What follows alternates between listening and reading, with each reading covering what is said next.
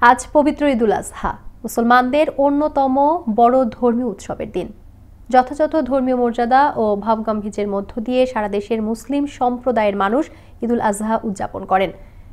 ঈদের নামাজ আদায়ে সকাল থেকেই জাতীয় মসজিদ বাইতুল মোকাররমে উপস্থিত হন অসংখ্য ধর্মপ্রাণ মুসল্লি।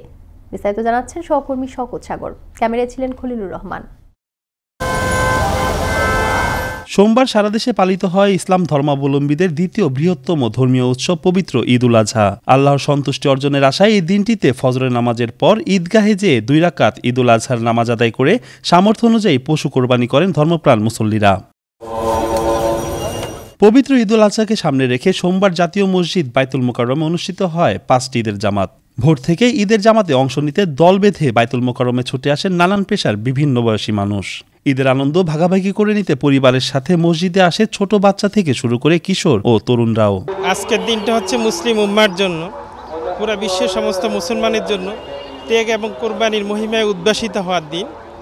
আল্লাহর কোরআনের ঘোষণা অনুযায়ী কুল ইন্না সালাতি ওয়া নুসুকি ওয়া মাহইয়ায়া ওয়া মামাতি লিল্লাহি রাব্বিল আলামিন, অর্থাৎ আমাদের সকল কিছুই, আমাদের জীবন, আমাদের মৃত্যু, আমাদের যা কিছু আছে সবকিছু শুধুমাত্র মহান আল্লাহ তাআলা সন্তুষ্টি অর্জনের জন্য। যদি একত্রিত হয়েছি, সবাই মিলে একসাথে দোয়া করেছি। এটা হলো স্যাক্রিফাইস, আত্মকেন্দ্রিক নয়, এটা হলো স্যাক্রিফাইস, অপরের জন্য বিলীন করে দেওয়া। আল্লাহর কাছে দোয়া করি আমরা সবাই পশু কোরবানির সাথে সাথে আমাদের মনের পশুটাও যেন আমরা কোরবানি দিতে পারি।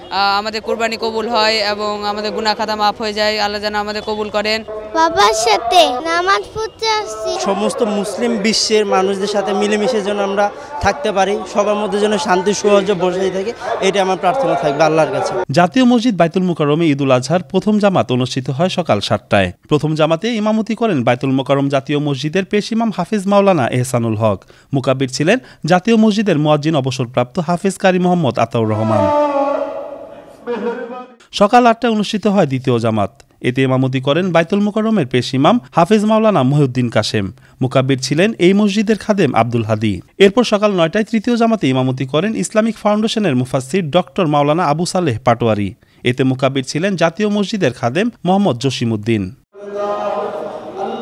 সকাল 10টায় অনুষ্ঠিত হয় ঈদুল আজহার চতুর্থ জামাত। এতে ইমামতি করেন জামিয়া আরাবিয়া মিরপুরের মুহতামিম মাওলানা সৈয়দ ওয়াহিদুজ্জামান। বেলা 11:15টায় পঞ্চম ও সর্বশেষ জামাতে ইমামতি করেন ইসলামিক ফাউন্ডেশনের মুফতি মাওলানা মোহাম্মদ আবদুল্লাহ। মুকাব্বির ছিলেন জাতীয় মসজিদের খাদেম মোহাম্মদ আক্তার মিয়া।